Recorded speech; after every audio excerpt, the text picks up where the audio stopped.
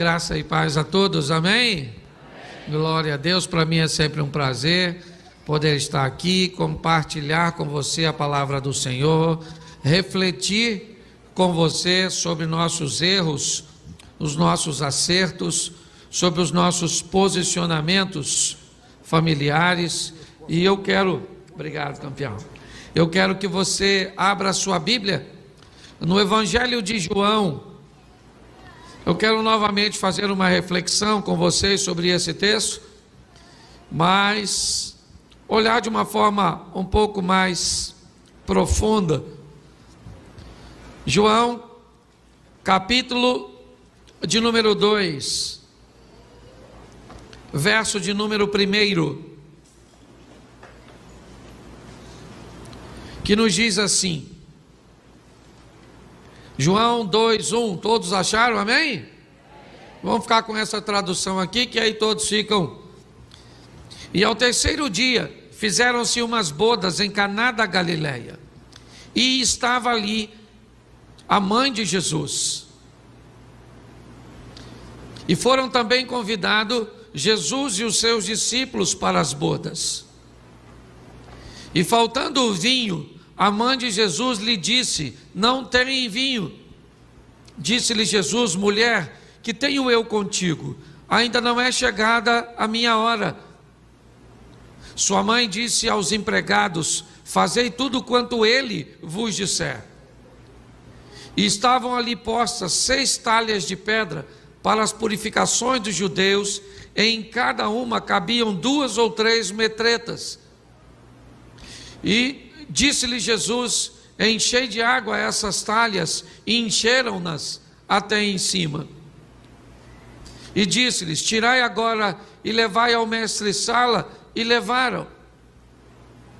E logo que o mestre-sala provou a água feita em vinho, não sabendo de onde viera, se bem que o sabiam os empregados que tinham tirado água, chamou o mestre-sala ao esposo e disse-lhe: todo homem põe primeiro o vinho bom, e quando já tem bebido bem, então o inferior. Mas tu guardaste até agora o bom vinho. Jesus principiou assim os seus sinais em Caná da Galileia e manifestou a sua glória, e os seus discípulos creram nele. Amém? Olhe para mim. Eu quero conversar um pouco com vocês sobre essa história e como aplicá-las ou aplicá-la de uma forma positiva no nosso cotidiano, na nossa vida. Como fazer desses ensinamentos aqui algo proveitoso para o meu casamento, para a minha casa, para os meus filhos. É isso que eu quero conversar com vocês. O texto diz que o primeiro milagre, eu não sei se você notou, mas no final diz assim: e Jesus principiou assim os seus sinais em Caná da Galileia, certos seus discípulos creram nele. Esse texto nos oferece a indicação de que provavelmente o primeiro milagre de Jesus foi transformar a água em vinho, mas muito mais do que o primeiro milagre, é importante nós olharmos onde ele vai realizá-lo. Ele poderia fazer seu primeiro milagre numa sinagoga, para atrair a atenção dos fariseus, para despertar neles a fé. Ele poderia usar como seu primeiro milagre, ressuscitar um morto, um defunto, e assim criaria um impacto muito grande para iniciar seu ministério. Mas quando nós vemos Jesus iniciar ou realizar seu primeiro milagre, a iniciação do seu ministério, ele opta por um casamento. Ele opta por realizar o primeiro milagre na formação de um novo núcleo familiar, ou seja, onde um homem se desgarra ou se desprende de sua família de origem e vai então se unir a uma mulher que também vem oriunda de uma outra família, e agora os dois se unem numa proposta vitalícia, numa proposta monogâmica, numa proposta heterossexual, até que a morte os separe. Eu acho isso extraordinário, porque isso demonstra a preocupação que Deus tem com a nossa casa, com a nossa família. Seu primeiro milagre vai ser numa festa de casamento, talvez já indicando o maior ambiente onde precisaremos de milagres. A nossa casa, onde as nossas máscaras caem. Porque você pode olhar para o Cláudio Duarte, achar o Cláudio Duarte divertido. Pergunte para minha mulher se eu sou engraçado.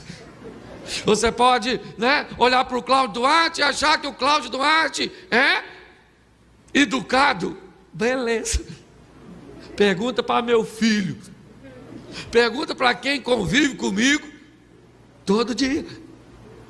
Esses dias eu fui num ambiente muito legal. Nos bastidores, a mulher do camarada foi falar um negócio para ele. Ele falou: fica quieto que eu estou conversando. Poxa. E eu escutei, vi, mas fiquei quietinho.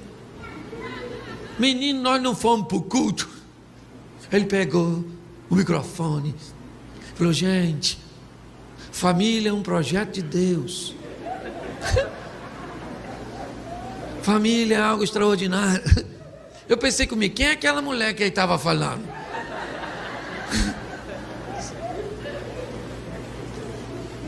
Eu quero, que possamos refletir que a nossa primeira igreja,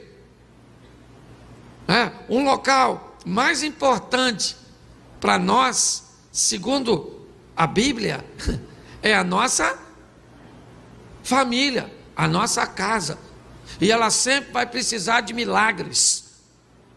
E como é que nós vamos fazer para que a nossa casa seja um ambiente de milagres? O texto diz que uma família está se formando. Ao terceiro dia fizeram-se umas bodas em Caná da Galileia. E o verso logo em seguida começa a delinear o caminho. Estava ali Maria, mãe de Jesus. O texto não indica que Maria foi convidada, porque senão o texto poderia dizer: foi convidada Maria, os discípulos de Jesus e Jesus. O texto não diz isso. O texto diz que estava ali Maria, mãe de, e foi também convidado Jesus e os seus discípulos. O que o texto me indica é a qualidade de relacionamento que aquela família nutria. É as pessoas cujas quais aquela família tinha por perto. Porque se tem uma coisa importante no sucesso da nossa família, do nosso casamento, dos nossos filhos, é quem fica por perto. Nossas conexões, nossos relacionamentos. Ô gente, fala sério. Quantas pessoas tinha no jardim do Éden? Quantas?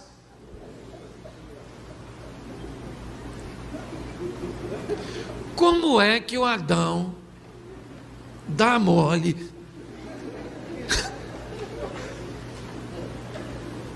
para a mulher dele bater um papo? Ou você pensa se o casamento não precisa de milagre? Se tem gente no casamento que é capaz de conversar com cobra. Eu confesso a você que eu ainda tenho dificuldade de entender isso. Que tipo de comunicação foi essa? Se foi verbal, para mim, se foi verbal, era louca. Ou então os bichos tudo falavam. Porque se eu estou no lugar e a cobra fala: Cláudio, olha que fruta boa, não vai dar tempo de eu comer, irmão. Eu estou nas canelas, longe. Pastor, como é que explica isso? Não sei, irmão. Estou esperando chegar no céu para bater um papo. Ou com a Eva ou com a cobra. Não sei quem foi para lá. É, na verdade? Mas o que o texto me indica aqui é algo muito importante. É que estava naquele casamento Pessoas que faziam parte do círculo de amizade daquela família. Querido, é muito importante. Fora, você pode ter muita gente no seu contato, no seu network, na sua rede de relacionamento, mas para levar para a tua casa, para perto da tua esposa, para perto do teu marido, para perto dos teus filhos, tu tem que ter critério e selecionar. Não é qualquer um que pode entrar na sua casa, ver suas coisas, entrar no seu quarto, sentar na sua cama. Pô, pastor, isso tudo é palhaçada. Então leva e lasque-se. Pô, nossa casa é o nosso santuário. Entendeu? E pior, fique atento, mulher. Fique atento, marido. Porque às vezes, uma pessoa séria fala as coisas de uma forma suave. Que você quer ver? Vou te dar um exemplo agora. Você começou a levar uma mulher lá para sua casa, uma amiga sua. Sua casa é maneira, felicidade. Seu homem é um homem maneirinho. Seus filhos são bem criados. Ela tem umas coisas materiais, legal. E aí a sua amiga começa a ficar, às vezes, não é nem uma má pessoa não, inicialmente. Começa a olhar para o seu marido, para os seus filhos, para as suas coisas, e diz, por que eu não tenho? E aí ela começa a olhar para o seu marido e diz, sim. E seu marido começa a ver que a sua amiga está dando mole para ele. Se ele for um camarada despreparado, inexperiente, imaturo, o que ele vai falar? Essa amiga sua, não pego porque não quero. E presta atenção, se insinuar para alguém é algo tão subjetivo, que a pessoa pode dizer que não estava fazendo e você não tem como provar. Você confundiu meu olhar, confundiu. Eu estava só mordendo o dedo. Mas se o seu marido for um homem decente, ele vai falar, querida, traz essa mulher mais aqui não. Está tirando a nossa privacidade. Não gosto muito dela. Sabe? O que ele está falando nas entrelinhas? Essa dona é perigosa. Está de olho em mim. E eu estou fazendo uma força para não pegar. Às vezes você começa a levar um amigo na sua casa, e como é que sua mulher vai dizer para você que seu amigo está dando em cima dela? Então ela começa a dizer, não quero esse camarada aqui, não traz aqui, não tá. É uma maneira, aí os outros não entendem. Quando vê, pastor, ora por mim. Porque levei uma amiga lá para cá, nem me fala. A amiga pegou seu marido, nossa, o senhor é profeta. Deus te revelou? Não, querida. Esse é um buraco que está sendo cavado todo dia. E aqueles que não... Não é qualquer um que entra na sua casa, tem que selecionar pessoas que tem um compromisso com a sua felicidade, que no momento de crise vai agir para que você resolva seu problema. Vai lá dar uma olhadinha no que os seus filhos... Menino, eu estou com neto. 1 ano. Marco, meus parabéns, viu, querido? Que eu sei que vai ser papai. Um ano. E 8 meses tem um menino. E aí, meu filho e minha nora chegou lá e falando, não vamos dar mais o celular para o menino. E sabe como é que é vô? O que é vô? Vô é um cavalo que o filho amansou para o neto montar. É mais ou menos isso a definição. E eu comecei a ficar chateado. Falei, o que custa o menino? Quer ver um vizinhozinho? Um menino de 1 ano e 8 meses. Meu filho falou assim, pai, preste atenção. Botou no desenho que o meu filho queria que ele visse. 1 ano e 8 meses. Aí ele olhou. E eu estou olhando, meu filho mandou.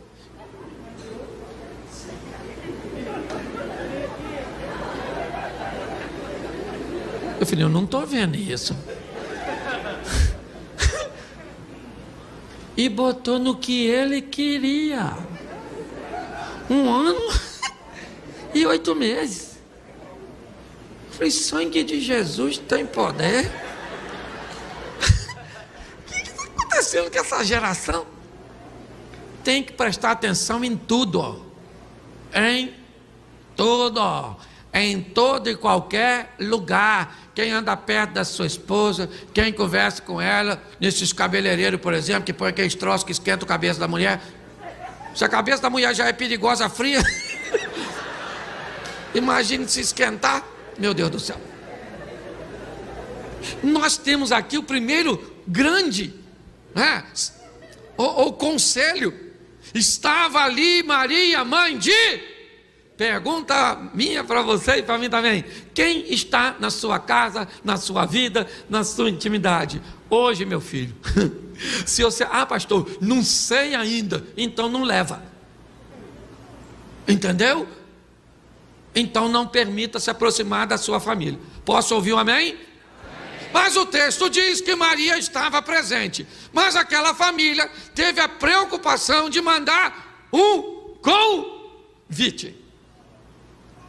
Porque se tem uma coisa que é importante no casamento, o que é? Convidado, gente. A festa só é festa se tiver convidado. Eu fui num casamento um tempo atrás que o noivo não passou mal. O noivo estatalou lá, não sei se arrependeu, traumatizou com aquilo. Menino, eu pensei, a festa, ó. Levaram o noivo para o hospital. A festa rolou solta.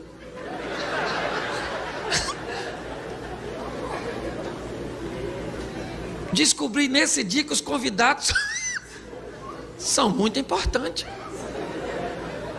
Mas também já fui numa festa de casamento que tinha umas 15 pessoas e mesa para mais de 100. E eu fui, e vou te falar o que é ruim nesse Lucas. Não é comer, porque tem comida com força. A maioria não vem. Se eu quisesse até levar, eu levava. É que eu não podia ir embora cedo. Pensa, uma festa sem quase ninguém. Eu sou um dos únicos que fui. Não dava para sair despercebido. Fui quase um dos últimos a sair, também só tinha uns 15. Você pode pensar, não demorou muito. Ô, gente, não tinha com que os noivos tirar foto, eu tirei umas 20. Eu falei para minha mulher, eu acho que nós estamos casando de novo, não é possível. Vem aqui de novo e tirar foto aqui, vem aqui. Então deixa eu falar, quem você vai convidar? Porque o que indica aqui é que Maria já fazia parte do relacionamento, indica aquilo que você já tem. Agora, quem vem agora? Quem é que você permite introduzir? E o texto diz que essa família, ela tem a preocupação de mandar um convite para Jesus. E eu acho isso extraordinário, porque até o presente momento, a maioria dos convites que eu vejo de Jesus é para expulsar demônio, curar doente. E essa família, pergunto eu para você, estava precisando de Jesus lá? Sim ou não? Sim ou não? Não. Por necessidade, não. Essa família não chamou Jesus porque ela tinha uma necessidade. Essa família convidou Jesus para ir no seu casa. Jesus, imagine se sou eu. Aí, Jesus, vou casar. Beleza? Queria que o senhor fosse lá. No meu casamento. Tá? Não tem crise não, ainda não casei. Tem alguém doente? Tem nada, rapaz. Não vou fazer uma festinha. Comida, ó. O senhor, como chefe dos crentes, sabe a importância de comida para nós. Certo? Então vai ter muita comida. O senhor está convidado para viver comigo momentos felizes. Porque tem gente que vem para a igreja, parece que Jesus é só sofrimento. Vim aqui buscar Jesus. Estou desempregado. E você, doente. E você, os demônios. E você, depressivo. E você, solteira. Isso aqui virou um trem fantasma.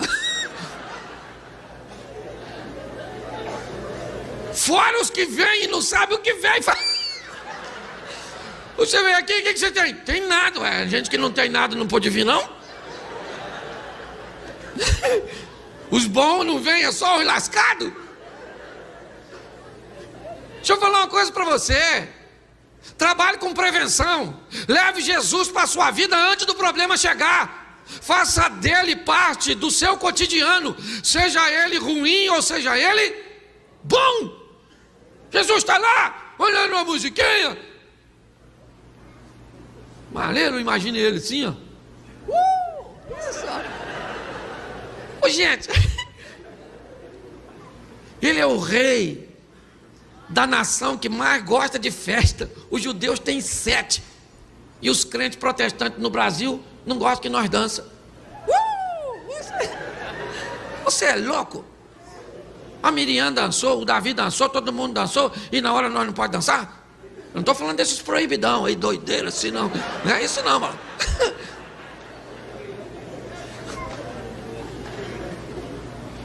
Olha só, eu imagino Jesus lá naquela festinha, feliz da vida, porque um casamento está sendo bem sucedido. E Jesus está lá na festa, comendo, bebendo, se divertindo, assim de gente na festinha.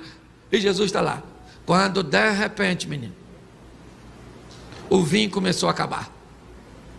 Pastor, o vinho era com fermento, sem fermento, tinha álcool, os pinguços já estão tudo de olho em mim. Para saber se pode manguaçar. Deixa eu falar para você, eu, Cláudio Soares Duarte, não sou a favor do álcool, principalmente dentro de casa, porque ele ensina nossos filhos para beber. O consumo de álcool é hoje, certo, o motivador da maioria das crises domésticas, como violência doméstica, pornografia, prostituição, pedofilia. Então, álcool zero. Pô, pastor, mas eu, sim, fala assim não, vim hoje visitar aqui a igreja, até gostava do senhor, e agora só fala que eu não posso beber. Esse dia fui pregar numa igreja, falei, o Eucana, um cara falou, eu também. Eu falei, não rapaz, Eucana é um nome próprio. O pinguço já gostou logo. Você está rindo, mas é sério. Então eu sei que tinha vinho. Para os mais ortodoxos não tem álcool, por menos era muito. Certo? Então não vou entrar no X. Só que o vinho está acabando. E o que representava o vinho? A alegria. E como é que uma família vai sobreviver sem alegria, sem ser feliz? Gente,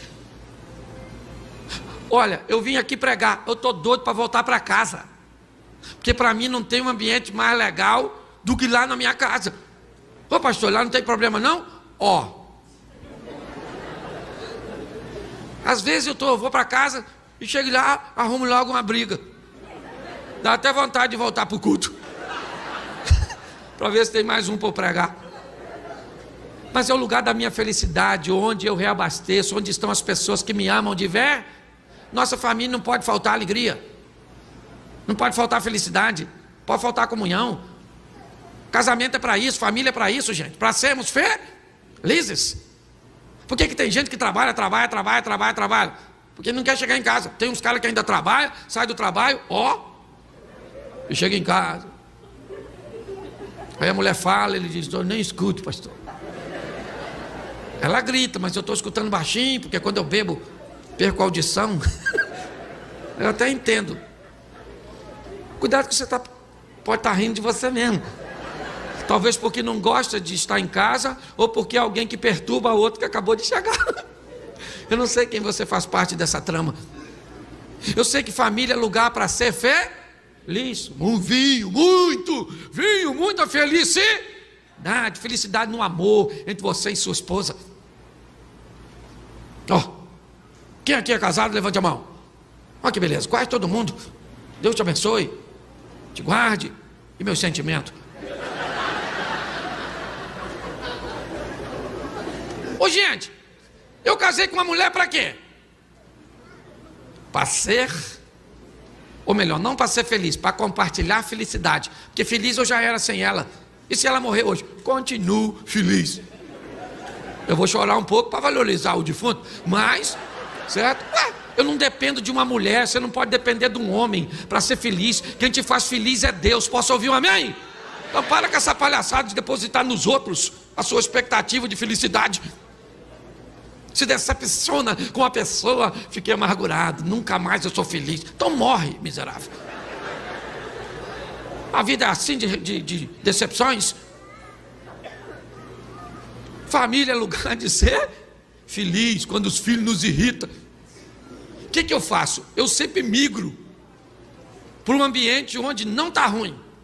Me aborrecei com minha mulher, vou lá para o meu filho e falo: filho, vamos aqui, porque o negócio lá, ó, o inimigo está furioso. Aí meu filho já começa a rir, pai, né? E fala: mas o senhor também tem culpa. Eu digo: pô, o inimigo está vindo para cá? Poxa, achei que era só lá. Que basta falar alguma coisa contra nós que nós já estamos saindo em defesa própria. E aí eu vou para lá me divertir. Às vezes é meu filho que me tira o sério. E aí eu vou para minha mulher: filha, o que é aquilo que nós fizemos? Meu Deus do céu, puxou você, purinha. Isso aí não tem um indício do meu DNA. Aí ela fala: meu filho, esse menino é bom, ainda é novo, não liga não. Devíamos ter comido no ninho, mas não comeu. Agora que cresceu já era. E aí eu fico: é isso mesmo, isso. E lá em casa é assim, lugar de felicidade. Lá em casa não fala palavrão. Não, palavrão não. Aí quando você fica nervoso, só miserável, filho de uma meretriz desviada, alguma coisa assim, sei lá. Um local de paz, de alegria. Muito vinho. Só que o texto diz que o vinho está acabando. E está assim de família que não tem mais vinho. Não tem mais alegria não. É uns relacionamentos assim, preto e branco. Porque vinho tem cor, vinho tem cheiro e vinho tem sabor. Está assim de família que não tem cheiro, não tem cor e não tem sabor. Uns troços assim, soço. Uns casamentinhos assim, sabe?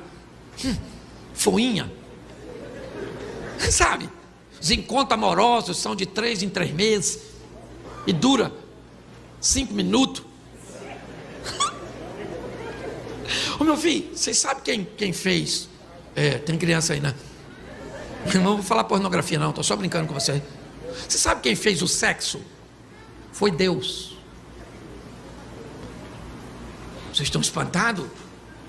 Foi Ele. Para quê? Para você fazer com a sua mulher. Aí o cara não casou, quer fazer sexo. Casou, para de fazer. Quando não pode, ele quer fazer.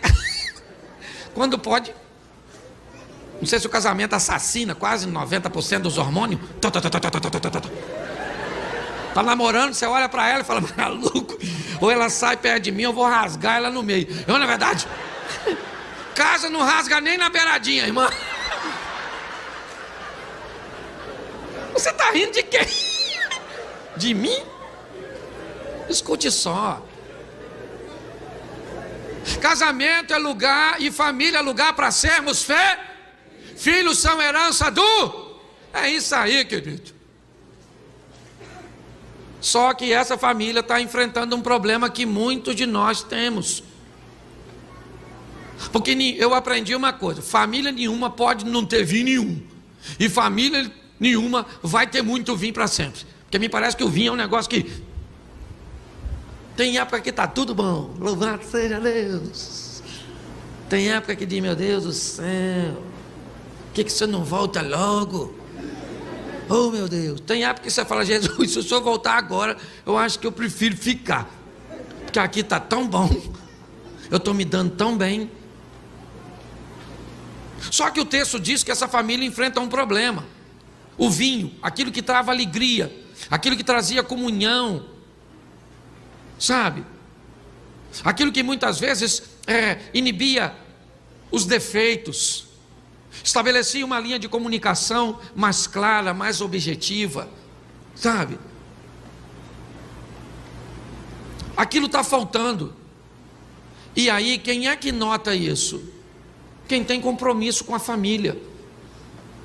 Quem notou que o vinho não vai dar para ir até o final, preste atenção. Aquele vinho não era suficiente para o período daquela festa. Se nós não prestarmos atenção, durante o nosso casamento, o nosso relacionamento familiar, nós vamos consumindo o vinho, a alegria, sabe, a satisfação, ela vai sendo gasta. E se ela vai sendo gasta, ela precisa ser reposta. Senão acaba. Por que pessoas dizem: não amo mais meu marido, não amo mais minha esposa, eu vou ser obrigado a colocar meu filho para fora de casa, eu vou ser obrigado a ir embora dessa casa porque eu não suporto mais? O que faz com que essa ruptura aconteça? O vinho que não foi reposto. Porque o casamento vai trazendo desgaste. O relacionamento, ele vai trazendo desgaste. Porque quanto maior a proximidade, maior a possibilidade de atrito. Você não vai ter atrito comigo. Eu não estou perto de você. Mas se eu estiver, certamente nós vamos ter. Então, durante o dia a dia, você tem um atrito com a esposa, com o filho, com os pais, com horários, com programas televisivos, com tarefas domésticas. Hoje o atrito ainda é muito maior, porque esse humanismo cujo qual nós estamos inseridos nos transformou em divindades. Muitos de nós, ou a maioria, se não todos, achamos que somos pequenos deuses, onde tudo tem que girar ao nosso redor, acontecer segundo o que nós queremos. Qualquer contrariedade já nos expõe a uma explosão, um nível de intolerância alto. Nós vamos nos relacionando e vamos nos ferindo, sim. Nós vamos aqui, uma palavrinha, uma coisa. Por quê? Por causa da proximidade. O desgaste vai acontecendo. Maria é alguém que nota.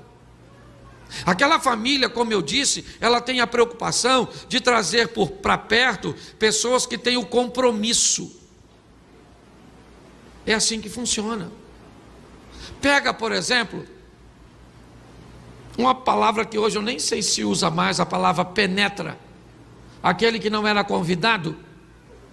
Se você pegar numa festa, der uma festa na sua casa, e você convidar amigos, e acontecer, por exemplo, alguém está sem a bebida no copo,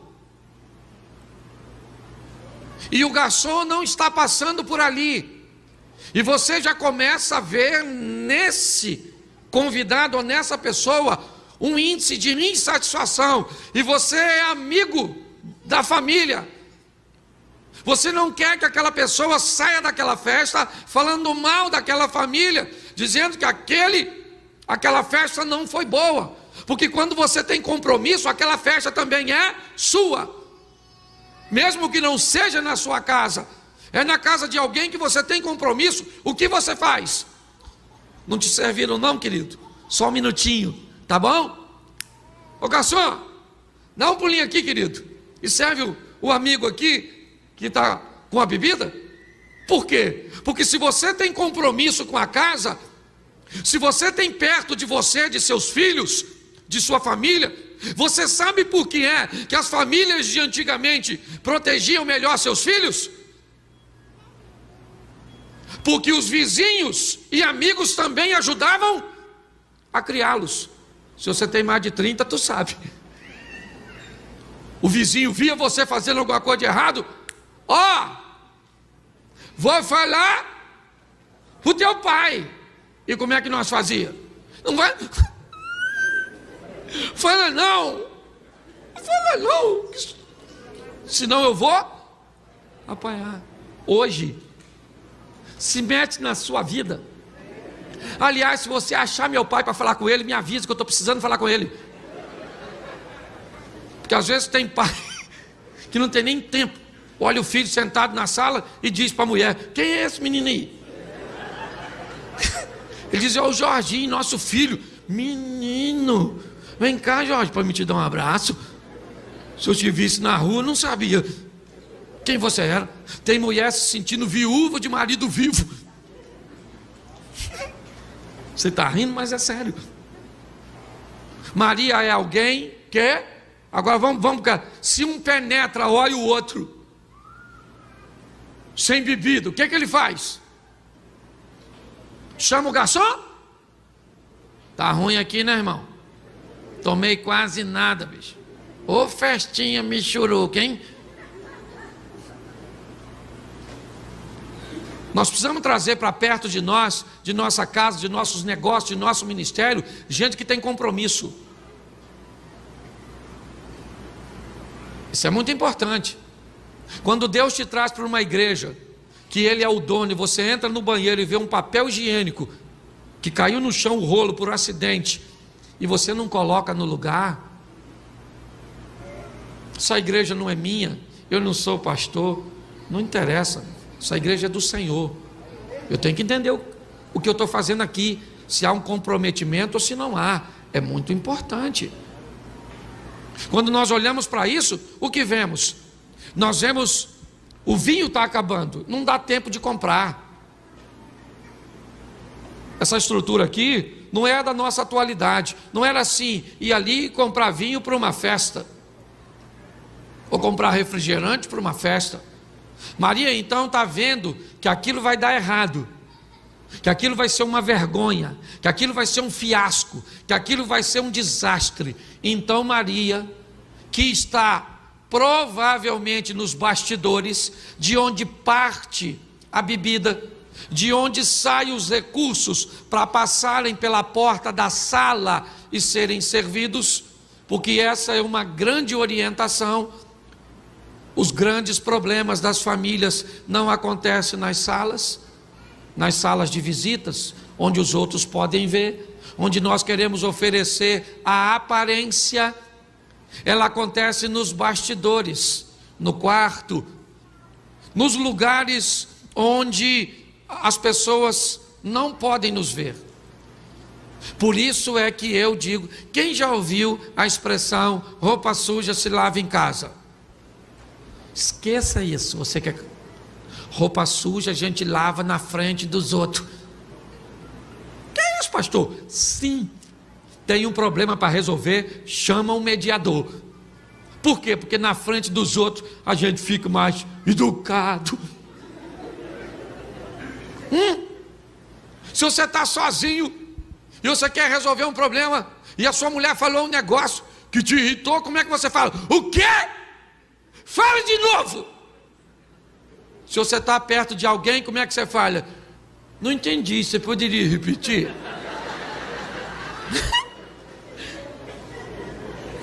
Você está rindo? Em casa a máscara cai. Você fala assim com sua esposa: amor, o que é? Se não tiver, ninguém. Se a roupa suja estiver em casa. Agora fala perto dos outros: amor, oi filho, me chamou? Nós fica tão educadinho na frente dos outros. Parei de discutir sozinho, que a briga ficava feia. Melhor coisa para fazer na minha casa nessa época era vender faca. Passei a discutir na frente dos outros. Por quê? Porque aí ela fica tão doce assim, mais maleável. E eu também. Pode repetir? Repeat, please. Dá para falar de novo? Eu acho que não entendi o ângulo cujo qual você está expressando a sua posição. Se está em casa, eu vou matar você, sua praga. Aprenda a falar comigo. Olha como é que o vocabulário muda. Nossa! Hã? Sim ou não? Sim! Minha vontade é esganar você. A minha vontade é ver você falecer por asfixia. Olha como é que fica mais suave. Você está rindo, mas é sério. Os problemas... Gostou, né? Esse pessoal que ri depois dos outros é o maior barato. É um riso meio retardado. Todo mundo riu, estou brincando, viu? Exatamente para causar mais riso. Tá certo? Mas preste atenção. Ô, gente, os maiores problemas que vamos ter de verdade acontecem na nossa intimidade, onde deixamos poucas pessoas irem, mas aquela família deixou Maria ir lá. E Maria é gente boa, sim ou não? Se tem uma coisa que eu odeio, é as extremidades quando o assunto é Maria. Me perdoe os católicos aqui presentes e os protestantes também, porque para mim são dois sem noção muitas vezes. O primeiro porque quer dizer que Maria não é ninguém. Ah, Maria é uma mulher comum. Como assim? Você é louco de dizer que Maria era qualquer uma? Maria foi a única mulher que pisou nessa terra e teve o privilégio de ouvir o Filho de Deus lhe chamar de mãe. Que história é essa? O anjo diz para ela: salve agraciada, o Senhor é contigo, bendita és vós entre as mulheres. Então esses protestantes que ficam dizendo que Maria é qualquer uma, vai ler a Bíblia, meu filho. Agora também os católicos: Maria não pode ser mãe de Deus, gerou Jesus, extraordinário, não pecou, certo? Quando se relacionou com José, porque não morreu virgem e não fez nenhum pecado. Por que ela não pode ser mãe de Deus? Porque Deus é mais velho? Você só pode ser mãe de quem é mais novo? Então é um puxando para o lado e outro puxando para o outro. Maria para mim foi a mulher mais importante, que recebeu a melhor missão e a maior missão. A Moisés Deus entregou seu povo, a Davi Deus entregou seu reino, aos profetas sua palavra, e a Maria e a José seu filho. Então lave sua boca antes de falar desse casal. Se não sabe falar, fica quieto. Agora não bote no lugar também que não está. Maria está lá, fundamental, vai fazer parte do primeiro milagre, e ela tem compromisso com as pessoas que se relacionam com ela. Ela vai lá, ela pode resolver, sim ou não? Sim ou não? Não! Mas ela conhece quem? Então ela vai lá falar com... E é o maior barato isso. Ela chega e fala assim: ô meu filho, o vinho acabou. Isso vai ser uma vergonha, Jesus. Esse pessoal não tem vinho. Por que você não faz uma pregação? Imagino eu, aí já é o meu conteúdo. Por que você não prega aí para o pessoal esquecer do vinho? Que aí eles te escutando. Ninguém come nem bebe mais nada. O senhor já faz um amém e manda os crentes embora para casa. Ela está preocupada, ela quer que aquilo seja resolvido. Ela não quer que aquela família viva uma grande porque Deus não quer envergonhar você. Deus não quer te humilhar. Deus não quer ver você com um casamento, com seus filhos tudo bagunçado, sabe? Que essas coisas esquisitas que muita gente vive. Porque tem gente que vive um relacionamento que eu vou falar para você, meu Deus do céu. Agora olha o que Jesus falou para ela: ô mamãe, mulher, que tenho eu contigo? Ainda não é chegada a minha hora. O que Jesus está falando para ela? Parece que ele foi grosso, sim ou não? Parece ou não parece? Mas usou uma expressão muito comum para a época. E na verdade ele só está falando para ela: mamãe, deixa eu falar uma coisa para a senhora, fica tranquila que eles me convidaram. A senhora não pode resolver, mas eu posso. Fica tranquila que na hora certinha eu vou agir. Maria entendeu perfeitamente. Passou pelos convidados e falou assim: está vendo aquele convidado ali, ó? Passou pelos garçons e disse: está vendo aquele convidado ali, ó? O que ele mandar vocês fazer, faz, que aquilo rebenta. Meu menino, Jesus. E toma-lhe festa. Quando o vinho está quase acabando, que eu aprendi uma coisa com Deus muito ruim. Ele costuma agir aos 44 do segundo tempo. Deixa eu usar o futebol, porque é uma coisa muito comum do brasileiro e do carioca. Fui assistir aquela final do Flamengo lá em Belo Horizonte, na casa de uns cruzeirenses. Se você é flamenguista, sabe a dor que estava no nosso coração. Eu falei, e eles gritando. E eu falei, Jesus, meu Deus do céu, o Flamengo vai perder. E eu aqui no meio dos inimigos, dos alemão. Menino. E eu não oro por futebol, porque tem um pessoal orando para eu perder. Eu oro por outro ganhar. Sei lá, vira meio feitiçaria. Eu não gosto não. Eu não gosto não. Não oro para essas coisas não. Ah, o meu time ganha. Já tem um jogador que esses que vão ganhar dinheiro, que ore. Eu só torço, ganha, não ganhou. Não ganhou. Lascou, vou para casa. Tem outro jogo daqui a um dia. O problema não é meu. Mas aquele dia, menino, eu vi aos 44.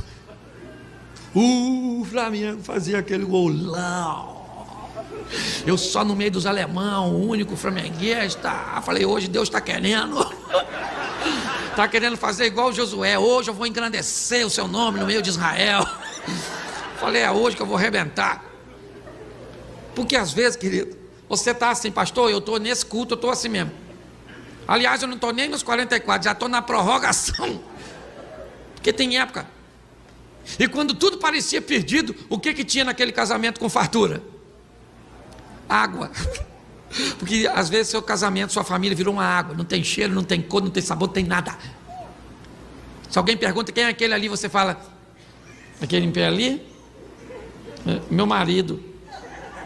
É? Mas nem parece.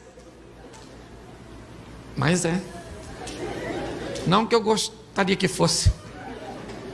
Aquele ali é seu filho? Qual deles?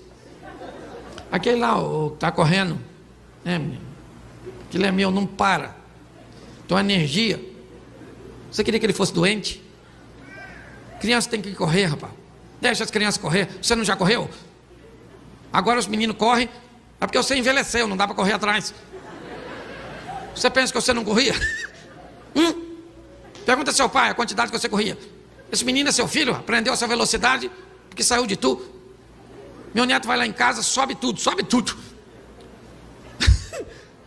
Os meninos, chegou um menino, levanta os troços que quebra tudo. Quem chegou? Miguel. E não é o anjo, é meu neto. O menino mexe em tudo, Paulão quebrado, o menino. E o meu filho fala, eu falei, deixa o menino. Mas pai, falei, isso é seu filho, rapaz. É você, quando era pequeno, você quebrava tudo. Você eu tinha que amarrar com corrente, esse menino ainda dá para deixar solto.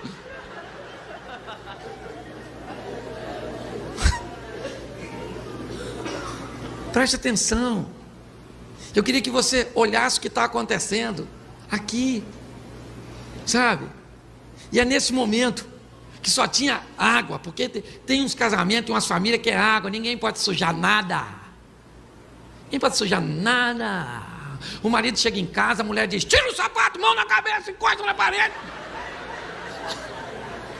Maluquice é essa, rapaz? É dia, vamos comer uma pipoca, acabou, joga o resto pro alto, espalha tudo. E agora nós vamos dormir, amanhã a gente passa a vassoura, o aspirador, cheio de sal. É, né? Vai desidratar.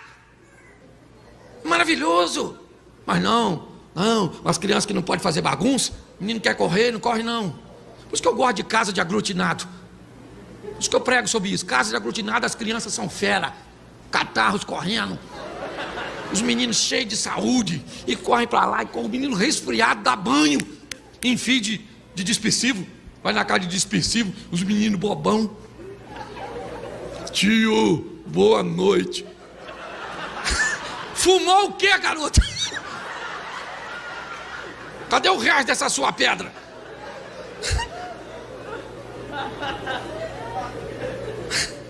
Ô, gente, tá vendo como que você está se divertindo? Estou falando da sua família.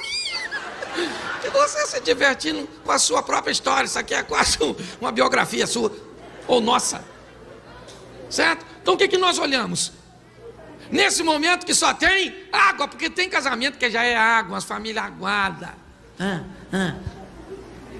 Jesus falou: agora eu vou entrar em cena, esse negócio ainda não acabou, e essa família me convidou, e se eles me convidarem eu vou fazer o que sou capaz de fazer, e vou fazer o final dessa história ficar muito melhor que o começo. Porque você pensa que o seu casamento acabou, que a sua família destruiu, só acabou e só se destruiu se Jesus não tiver. Porque se ele tiver, se prepara, porque está para vir por aí a melhor fase do seu casamento, da sua família. Seus filhos irão chegar onde você não chegou, o seu teto será o piso dos seus filhos.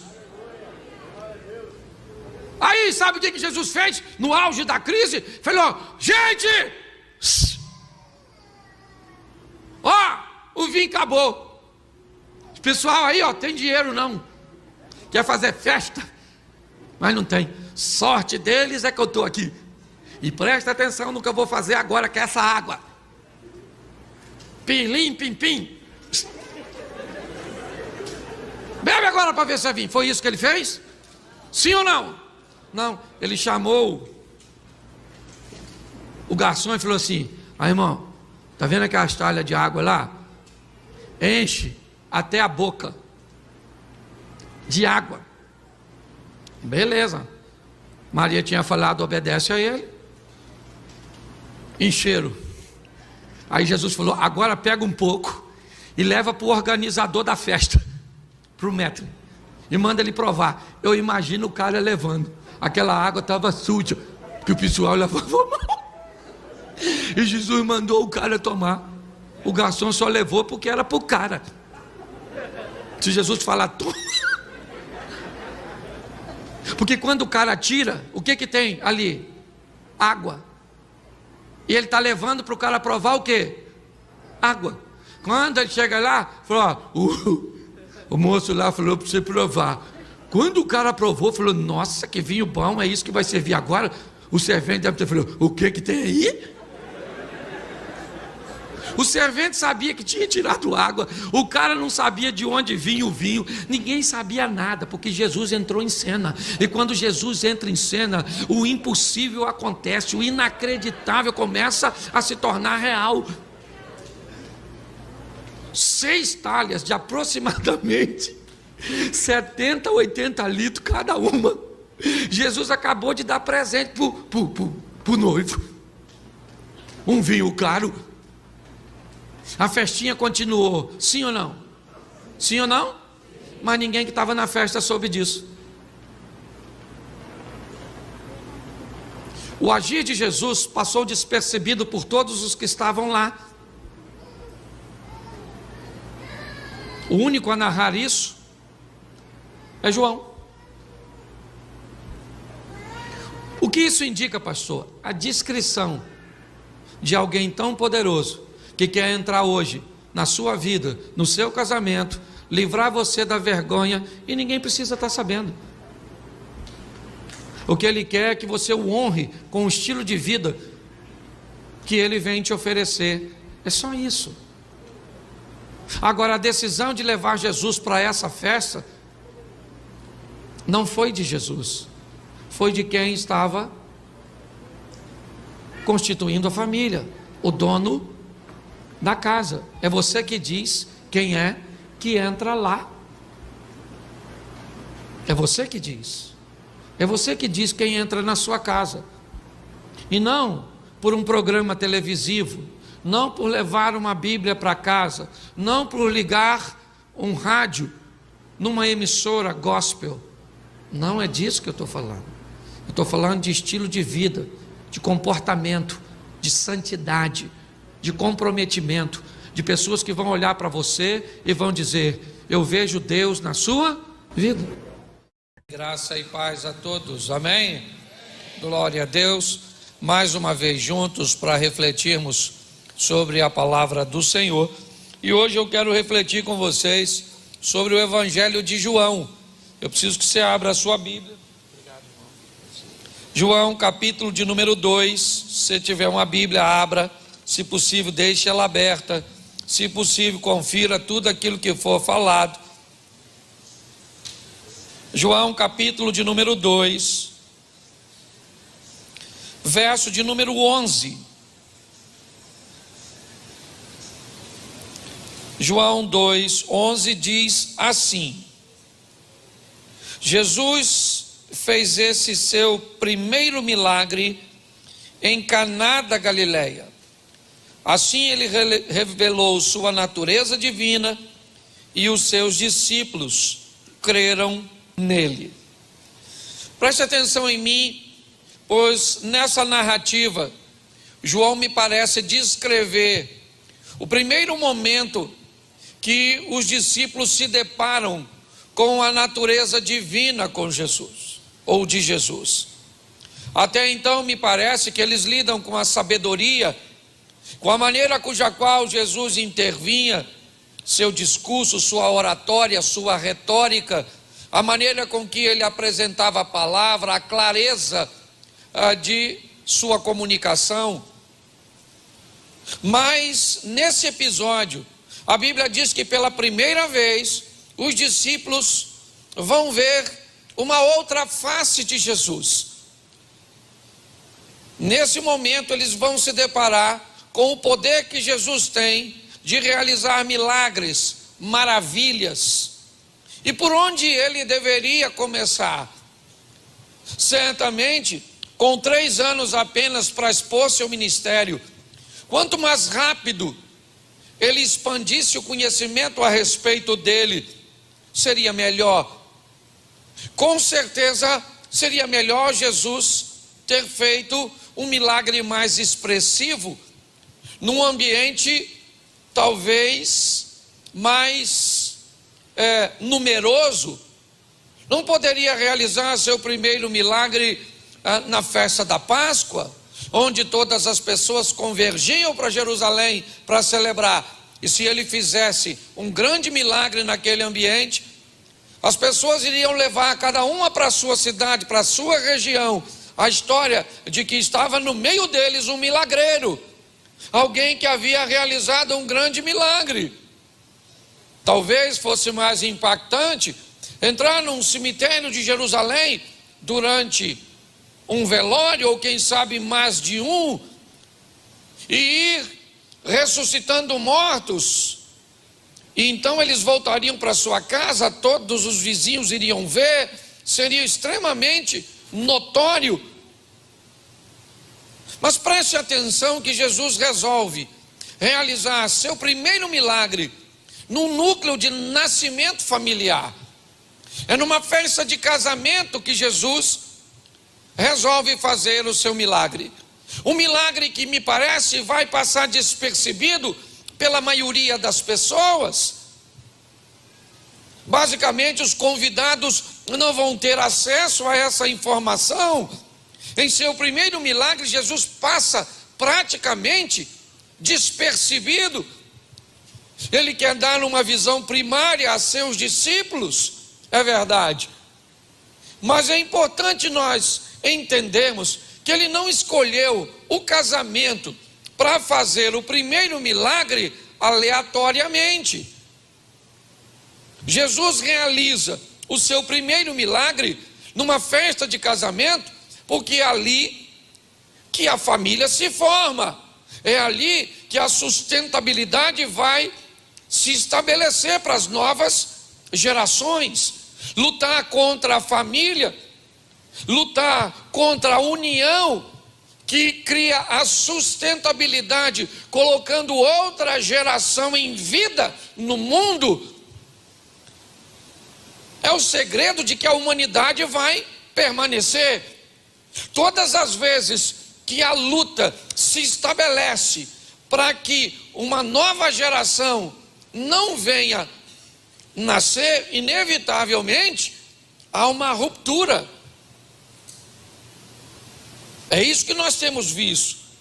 A preocupação de Jesus de realizar seu primeiro milagre numa festa de casamento é uma grande sinalização.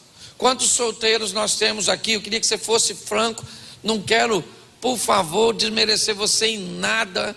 Aqui é uma igreja que te respeita. E por favor, não vou fazer brincadeira nenhuma, mas eu quero que você seja franco comigo. Você que está aqui, né? Você que está aí na quadra, está aqui no anexo, na internet, eu não posso, mas Não posso ver sua resposta, mas aqui eu posso fazer uma pesquisa de campo. Quantos aqui são solteiros, solteiras? Levante a mão. Todos os solteiros.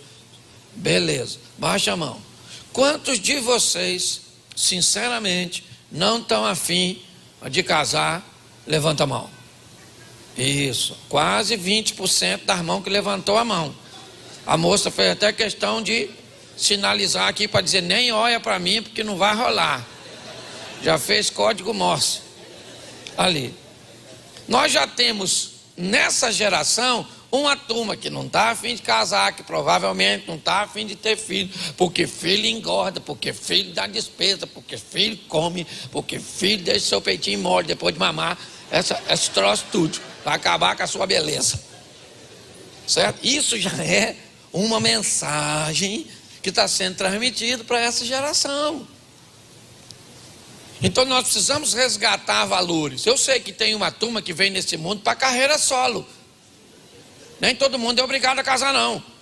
Você está entendendo? Você só tem que ter o cuidado para não querer fazer sexo sem casar. Porque isso não é um prazer que vai fazer você encontrar com um chifrudo no fim da escada. Pastor, ninguém vai para o inferno. Vai, cuidado que pode ser você. Chegar lá e falar para o diabo: caraca, eu nem acreditava que você existia. Ele vai falar assim: fique tranquilo, fé é uma exigência da concorrência. Para entrar aqui, entra sem fé mesmo. Seja bem-vindo ao mundo das trevas. Trouxe uma roupinha de banho. Então, escute só, porque essa é uma história bem interessante. A Bíblia diz que há um casamento em Caná da Galileia. João capítulo 2, verso 1. Vai acontecer uma festa. Vai acontecer uma comemoração. Ok? É importante que você entenda isso. Quando nós vamos falar de casamento, tem que ter muita maturidade para você entender. Então, se você não está preparado ainda para casar, é melhor ficar solteiro. Se você não é capaz de colocar sua mãe como atriz coadjuvante, sua mulher como atriz principal, não casa, maluco. Você está entendendo? Se sua mãe, se você vai casar, tem que comer todo dia na casa da mamãe, tem que visitar a mamãe, porque mamãe chora. Casa com a sua mãe. Entendeu? Faz uma aliança com a véia e pronto.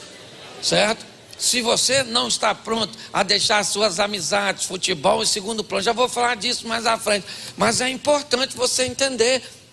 Mas isso é uma coisa que vem depois. Deixa eu falar primeiro da festa. Que o casamento é maravilhoso, o começo é tudo muito bom, comemoração, presente, festas, comida, prazer, celebração, felicidade. No início é assim. Parece que a mente fica entorpecida. A pessoa chega perto de tu, seu coração acelera, pupila dilata, as pernas tremem. A pessoa nem falou, você já escutou. Escuta o sussurro. Peraí que está me chamando lá na porta. Você escutou? Escutei. Porque no começo você escuta tudo. Aí depois você fica surdo para tudo. Não tem nada a ver com idade não. O casamento pode fazer isso por si só, certo? Trazer uma cegueira. Você lembra? Antes quando você namorava, era só falar: amor, que? Hoje você fala: amor, amor. Aí o amor está conversando com outra pessoa, aí a outra pessoa escuta. Aí fala: está te chamando. Aí você fala: deixa. Cuidado que você está rindo de você mesmo.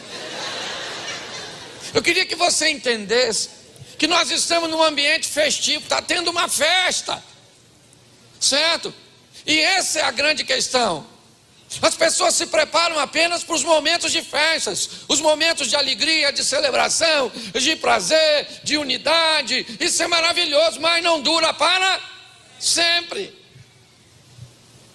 É assim que funciona. Então uma festa está sendo celebrada. Beleza. Só que,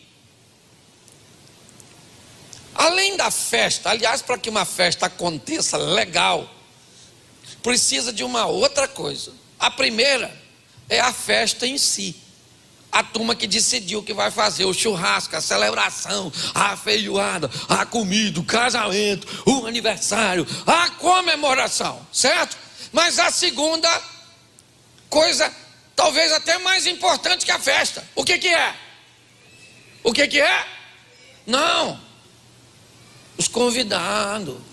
Não tem festa sem convidado. Convidado é importantíssimo. Eu já fui num casamento que o noivo, ele desmaiou no meio da festa, caiu lá. Falei, nossa, o noivo desmaiou. Passe com o noivo para botar no carro, para ir para o posto. Um cara que estava perto de mim falou assim, -1 para comer, maluco. E a festa foi embora. E o noivo voltou depois, todo amassado. Enfiaram uns troços nele assim na veia. Eu acho que caiu em si da besteira que tinha feito. Mas agora não dava mais tempo não, já tinha casado. Então presta atenção. A festa é muito importante. Mas talvez mais importante que a própria festa, porque sem eles, né, as coisas não acontecem, são os convidados. E quem é que decide os convidados? Quem oferece a festa. O texto é bem claro, houve um casamento em Caná da Galileia, estava ali Maria, mãe de Jesus, e fora também convidado Jesus e os seus discípulos. Nós estamos vendo que aquela família celebrou a festa, mas nós vamos ver a presença de convidados para essa formação. E eu quero colocar aqui convidados não apenas pessoas, não. Se você quer ter uma família bem estabelecida, um relacionamento bem fundamentado, um casamento, né? Você vai ter que convidar boas pessoas para estar perto de você. Sim, Maria estava presente. Estava lá os discípulos de Jesus, estava lá Jesus, e só estava porque foram convidados. Hoje pessoas se casam ou tentam manter relacionamentos, mas não convidam fidelidade, não convidam respeito, não convidam educação, não convidam perdão. Se você pretende entrar num casamento, se é uma festa para a formação de uma família, você vai precisar trazer convidados, porque já já novos convidados estarão chegando na sua vida, filhos.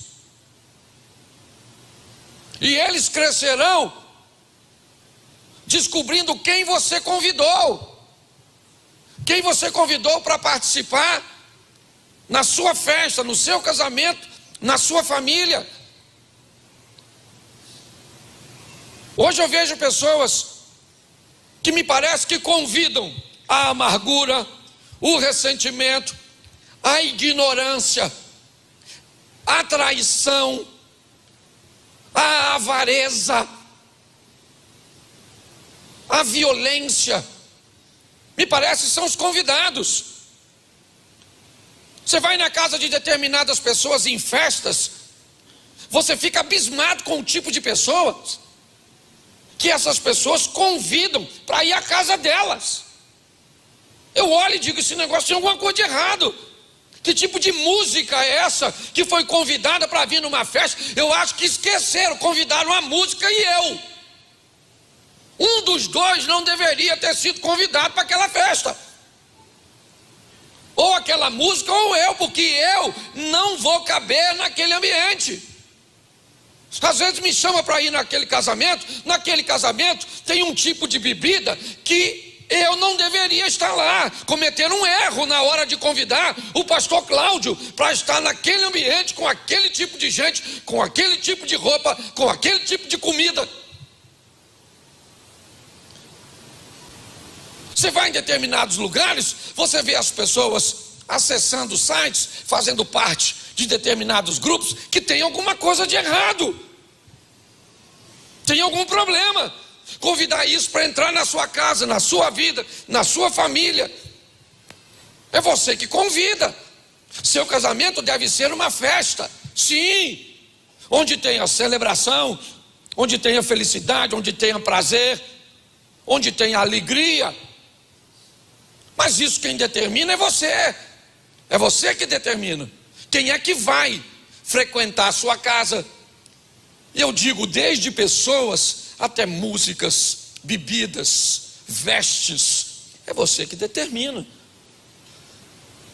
Ah, pastor, mas foi na minha casa e foi com uma roupa que não devia. Beleza, eu não vou botar ninguém que chegar na minha casa como um convidado para fora. Só tem o seguinte: não entra nunca mais, a não ser que mude de postura. Quem determina o protocolo da minha vida, da minha casa, da minha família sou eu. É assim que funciona. Por isso que a frase, se é amigo de fulano é meu também, não faz parte do meu vocabulário. Se é amigo de fulano, já veio bem referendado. Mas para entrar na minha vida tem que ter e passar nos meus crivos. É assim que funciona. O texto diz que há um casamento e que no começo tem muita alegria, vinho, festa, celebração. E quem é que está lá? Pessoas que têm comprometimento, pessoas que têm valores. Para convidar Jesus para ir para uma festa, não dava para convidar qualquer pessoa, não. Para convidar Jesus para ir em determinado lugar, não daria para convidar qualquer tipo de... Quando aquelas pessoas resolvem colocar na sua lista de convidado de casamento, quem é que vai estar? Jesus de Nazaré. Quem mais? A Maria, mãe dele. Quem mais? O discípulo que anda com ele. Rapaz, até eu fiquei com vontade de ir numa festinha dessa. Só que a festa está acontecendo, está rolando a festa, provavelmente na sala, na varanda, as coisas estão acontecendo, as pessoas estão comendo, bebendo, a bebida é boa, o vinho aqui simboliza a alegria. Por que é que o vinho acaba? Olha só, porque ele era bom, o ambiente estava agradável, as coisas estavam boas. O que eles estão servindo, o que eles estão vivendo é agradável. É isso que está acontecendo. Mas me parece que tem família que o agradável... Uma das primeiras perguntas que eu faço para quem é casado e entra no meu gabinete reclamando de casamento é: quanto tempo foi bom? É uma das primeiras perguntas que eu faço. A primeira é: quanto tempo casado tem? A segunda é: tem filhos? E a terceira é: quanto tempo foi bom? E aí eu descubro que tem vinho que acaba com 6 meses, que tem vinho que acaba com 5 anos, que tem vinho que acaba com 10 anos. Mas quando as pessoas ingressaram nesse ambiente, elas achavam que o que elas tinham seria o suficiente para durar a proposta do casamento, enquanto durasse a vida.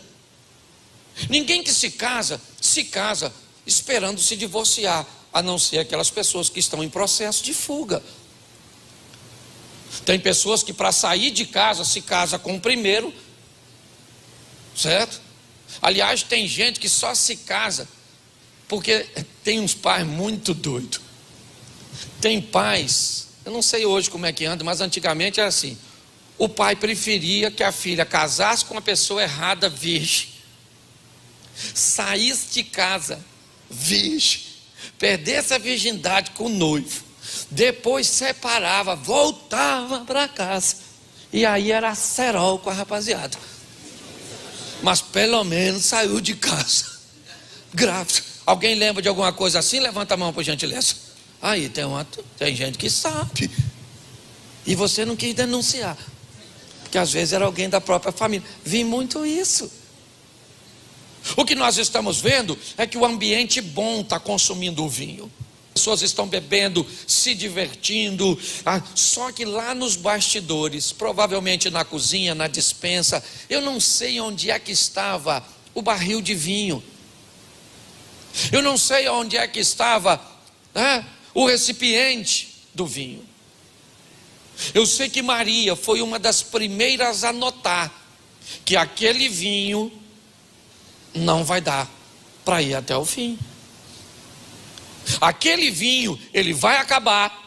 E quando a felicidade acaba, quando o prazer acaba, quando a satisfação acaba, quando o sexo acaba, quando a comunicação acaba, quando o dinheiro acaba, quando o carinho, o respeito acabam, o divórcio, ele é o primeiro que aparece, te dizendo: opa, eu estou aqui, sou para você uma boa opção, pula desse barco, sai desse negócio. E a maioria das pessoas que saem entra no outro, com muito vinho, com muita celebração, com muita festa, com muito presente. O tempo vai passando, o vinho vai acabando, o presente vai envelhecendo. Aí dá para ir para a próxima? Vamos embora, Fábio Júnior. Vamos embora. Certo? São pessoas que não têm maturidade para construir amor. São pessoas que vivem de paixão em paixão. Quando nós olhamos para isso, o que vemos? Vemos Maria está notando. E sabe o que é pior? É que o casamento não acaba na sala. Não. O casamento acaba nos bastidores. Você é capaz de encontrar um casal de mão dada no domingo da igreja de ceia. E segunda-feira o telefone toca: pastor, fulano separou. Eu falei: separou não? Separou, pastor. Já estava separado. Falei: não estava. Não estava. Eu vi os dois no domingo, na igreja de mão dada, trocando cálice, chamando de amor. Pois é, pastor. Aquele era só a sala de visita. Os bastidores ninguém mostra. As pessoas que estiver bem arrumadinho não sabem que tu tá duro igual um coco. As pessoas que estiver no carrão não sabem que tem um troço desse tamanho assim, ó, para tu pagar. A pessoa que vê você sorrindo jamais imagina que tu tá triste, mas triste, porque as pessoas só olham a aparência, porque a gente só mostra isso. Pensa, hoje eu tive um dia de cão. Hoje quase tudo deu errado para mim. Falei: Senhor, eu ainda vou pregar depois dessa tribulação. E os outros querem rir. E eu estou quase chorando. E Deus disse: vamos embora, deixa de ser mole, vamos embora, meu filho, vamos embora. Porque é difícil para todo mundo. Não é só para você não. Eu tenho problema com o casamento, tem hora que eu tenho que... eu falo mesmo. Nossa, pastor, o senhor fala mal da minha mulher? Eu falo, é minha. E eu também não sou fácil. Eu tenho problema com meus filhos, eu tenho com a minha mulher, eu tenho com o vizinho, eu tenho com o funcionário, tenho. Não parece, né? Você me vê chegar aqui: nossa, chegou o pastor, olha lá, deve ter vindo do céu. Você deve ser doido. Eu vim do mesmo lugar que você, a minha casa, onde o furdunço está formando. Oh, meu Deus do céu, tem gente engraçada. Então, durante a festividade, o texto diz que o vinho acabou, meu irmão. O vinho acabou. Acabou, pastor, acabou. O casamento acabou. Eu olho para ele, não vejo mais nada. Eu olho para ele pelado, pastor. É a visão do inferno. Certo? Pastor, eu olho para ela, não sinto nada, sabe assim, pastor? Nada de nada. Pastor, olha, meu filho, não sei nem mais se eu amo esse menino. Eu deveria amar, mas não sei, sabe? Eu não tenho mais gosto para nada, acabou. É um desgaste isso, é o estresse do dia a dia. Inevitavelmente vai consumindo. E não, preste atenção. O que está sendo consumido aqui é uma coisa boa, porque nem sempre as coisas acabam sendo coisas ruins. Essa é a grande questão. Uma das coisas que mais me preocupa é o seguinte: o quanto você entrega para a sua família de você depois de um dia que levou quase tudo seu embora. Quantos aqui vieram do trabalho para cá? Olha a turma, nem em casa passou. Saiu de casa provavelmente 5, 6 da manhã. Aí foi, trabalhou, pegou um ônibus, fez isso, fez aquilo outro. Aí passou aqui. Chega em casa, só o couro e a caatinga. O filho fala: papa, garoto, toma o celular, vai. Hein? A senhora trabalhou, estudou, fez tudo. Aí chega em casa quebrado, o marido fala: meu amor, vamos. Ela fala: vai sozinho, feliz. E me deixa quieto que eu tô na capa do Batman. Isso. A maioria das pessoas entregam para quem ama o resto de si todo dia. É a atenção que sobrou, a energia que sobrou, o diálogo que sobrou. E preste atenção, o pior de tudo era a gente que estava lá na labuta, trabalhando para tentar trazer o melhor para... Mas esqueceu que o melhor da sua casa é você, não são coisas. Sabe quando vão descobrir isso? Quando o Ricardo aparece. Jezabel, pastor, a Jezabel levou meu marido. E pensa numa mulher feia que leva homem de mulher bonita. Não dá para entender. Esse dia a mulher veio falar comigo: pastor, olha a foto da mulher que meu marido está pegando. Eu olhei para a foto, eu falei... Ela falou: pastor, o que é isso? Eu falei: fome. Não pode. A única coisa que explica isso é fome. Porque é inexplicável. As pessoas estão levando para seus filhos o resto de si, para seus cônjuges o resto de si, para a igreja o resto de si, para as coisas mais importantes. Nós estamos levando o resto. Acabou, preste atenção aqui. O vinho acabou, pronto. Essa festa vai terminar mal. Vai ser escândalo, vai ser vergonha, vai ser divórcio, vai ser adultério, vai ser violência doméstica. E agora? Quem é que vai fazer diferença num ambiente onde o vinho acabou? Bom, uma coisa eu sei que tem nessa festa: muita água. Água tem demais. Água tem com força. Enquanto o vinho tem cheiro, cor e sabor, a água não tem nada disso. São aqueles relacionamentos que eles nem ficaram ruins, não. Eles só acabaram. Não tem cheiro, não tem cor e não tem sabor. Dormem na mesma cama, moram na mesma casa, compartilham a mesma mesa, mas não tem. Acabou o relacionamento entre pai e filhos, entre sogra e nora, entre primos. Não tem mais. É aquela coisa que perdeu o sabor. Quando Maria nota, e por isso você tem que ter pessoas que você convidaram que tem compromisso com aquilo que você deseja, que é o quê? O sustento da família. Maria, quando nota, ela vai até Jesus. Eu não sei o que ela espera que ele faça, para te falar a verdade, porque o texto diz que é o primeiro milagre que ele vai fazer. Então ela não espera que ele faça milagres. Maria só sabe de uma coisa: o que ele fizer vai ser bem feito. Talvez o que ela quer é que Jesus atraia a atenção dos convidados para uma boa mensagem e termine o casamento com um amém legal e ninguém nem note que o vinho acabou. Talvez seja isso que ela está pensando. Mas ela vai até ele, porque está acostumada a ver como ele resolve as coisas com palavras. Quando ela se aproxima dele, ela diz: olha, a minha preocupação é com esse pessoal que está dando a festa. Eles não têm mais vinho. O que Maria, ela não está mandando Jesus fazer nada, gente. Ela simplesmente está expondo uma necessidade que ela está vendo numa família, num casamento, onde não tem mais alegria.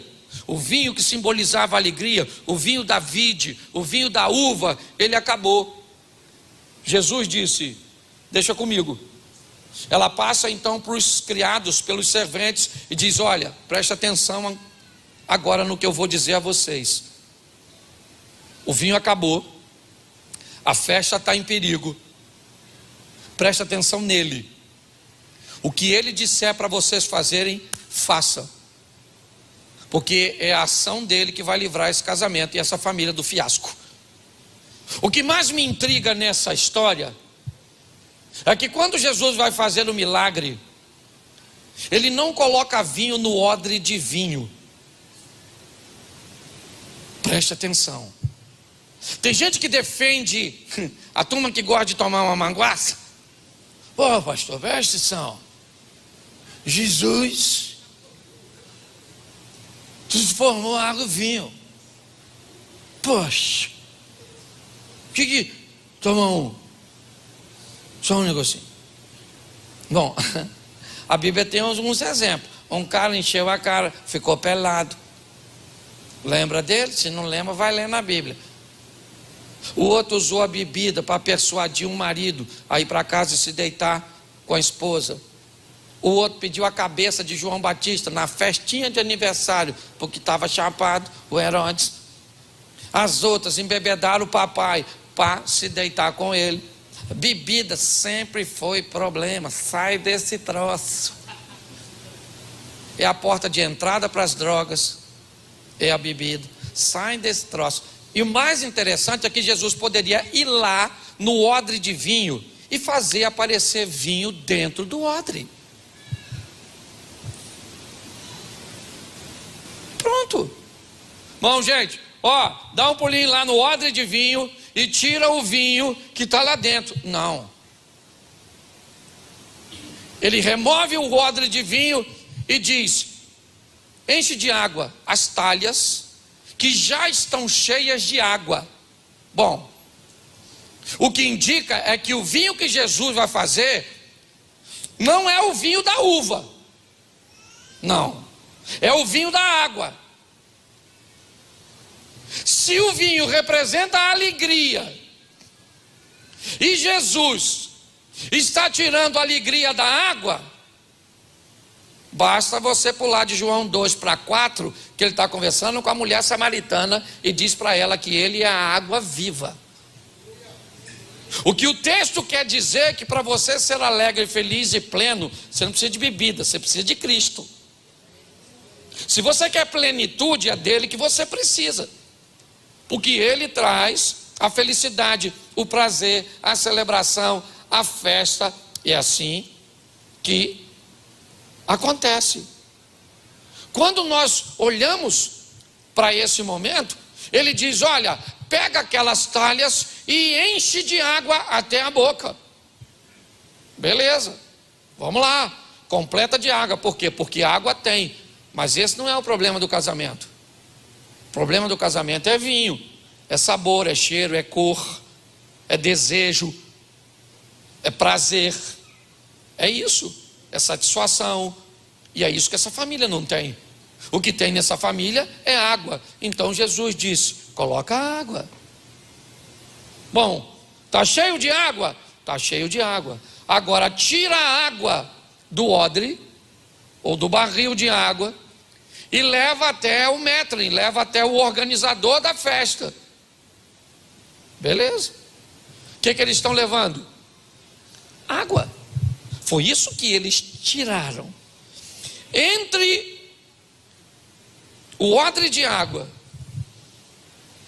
e a mão do indivíduo que iria liberar a bebida para os convidados, ao provar, ele tem uma surpresa. Entendido? Ele diz: tem algum problema. Esse é o vinho melhor. Mas a festa já está acabando. Para que colocar o melhor para o final? Pois é. Aí é que está a questão. ele chama o noivo e diz: olha, cara, eu acho que teve algum equívoco aqui. Esse era o vinho que deveria ser a remessa inicial, porque as pessoas estavam aptas para discernir o gosto dele. Agora elas já estão bêbadas, já beberam. Elas não serão capazes mais de notar que esse é o melhor vinho. Mas o que mais me encanta é que estavam 6 talhas, que cabiam 2 ou 3 metretas, de 80 a 120 litros cada uma. Vamos colocar 100 litros na média das 6. Quantos litros de vinho feito de água Jesus trouxe para aquele casamento? Quantos? Faz a conta aí. Quantos? 600 litros. Preste atenção. O que Jesus está dizendo é: esse vinho dá para ir para a festa inteira. O que eu fiz aqui vai fazer com que você consiga ser felizes até o fim. Eu não estou dizendo que é fácil. Eu não estou dizendo que você não vai ter problema. Eu não sei se você é assim. Eu gosto muito da minha vida, dos meus exemplos. Ele é basicamente a regra do que todos vivem. Poucos são exceções. Na minha casa tem dia que a gente está muito bem. Tem dia, meu irmão, que o bicho pega. Tem momentos e épocas que parece que a gente casou ontem. Meu amor, faz amor 4 vezes por semana. Tem época que leva 2 meses para fazer uma vez. Tem época que dá tudo certo. Tem época que dá nada certo. Sabe? Tem período que a gente pensa: meu Deus, por que me desamparaste? É assim que funciona. Mas quando tem água, nós vamos onde? No convidado. Aquele que pode transformar da pureza. Ah, pastor, o meu casamento não está legal, eu vou colocar uma coisinha para apimentar. Cuidado, querido. Cuidado da onde você está tirando a alegria. Cuidado com isso. É importante você entender que o vinho continua representando alegria e satisfação, mas ele não vem mais da vide, ele vem da água, da pureza. É assim que funciona. Hoje você pode sair daqui e continuar convidando, né, a falta de educação,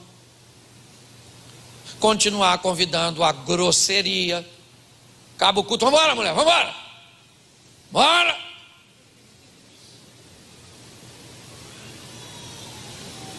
Quem você convida para ir? Seja gentil, convide a gentileza. Pastor, homem gentil é homem frouxo. Não é nada. Você tem que ser forte. Eu gosto de Jacó. Quando ele chega lá, olha para Raquel, aquele mulherão com as ovelhinhas. Ele reuniu suas forças, foi lá sozinho e removeu a pedra. Raquel falou: uau, que homão.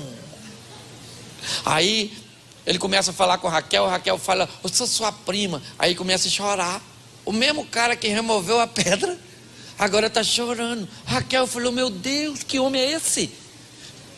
Que é forte e sensível.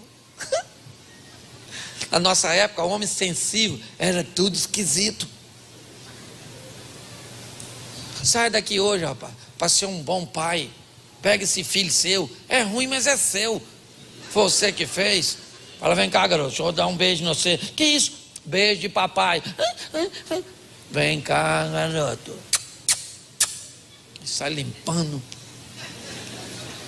Parece até que não gostou. Vá hoje. Quem você tem convidado? Eu aprendi uma coisa. Jesus está lá em casa. O dia tem água, eu vou lá nele. Falei, Senhor, tem uma enchente aí. Só água, Senhor. Água. Eu nunca pensei em trocar de mulher. Eu nunca. Falei, aquela ali eu vou até o fim. Entendeu? E ainda vai demorar muito. Fiz 30 anos de casado esse ano, acredita? Louvado seja Deus. Quero fazer 60. Às vezes eu falo com ela, pensa nós dois, assim, segurando na mão. Uma igreja. Vambora. Eu acho isso um maior barato. Então saia daqui para trazer alegria, porque é isso que ele quer trazer para o seu casamento. Você está com seu marido aí, levanta só quem está, esposa e marido. Levanta aqui, levanta aí do lado aí, levanta aí do lado, você que está com a sua esposa. Só quem está com o casal. Você que está avulso, está na pista, fica quieto. Isso, você que está lá na quadra, fica em pé também, eu não estou vendo você não, mas o Espírito do Senhor está aí. Isso, fica de frente assim, o casal, preso e predador. Predador ruim. Isso, olha, faz de conta que ela é uma gazela e você é um leão no Serengeti. Isso, todo mundo, até você que está em casa. Olha para o olho para ver se ainda brilha. Fala assim, ó, é muito vinho para nós, fala. Nossa, tem gente que riu quando o outro falou. Faz isso não. Olha agora, olha dentro do olho e fala assim, eu te amo e vou com você até o fim e ainda vai demorar pra caramba para acabar. Isso aí, tamo junto e misturado, porque quem nos une é muito mais forte do que tudo que tenta nos separar. Tamo junto, querido. Agora dá um beijo para selar a união. Isso. Pode ficar em pé todo mundo que já está acabando. Vocês querem mais o que depois do beijo? O casamento acabou. Isso, todo mundo de pé até você solteiro. Eles estão estarrecidos de ver vocês beijar. E é horroroso, beijo de casado. Se eu peço os namorados para dar beijo, você tinha que ir aprender. Você pede casado para beijar, é assim, ó.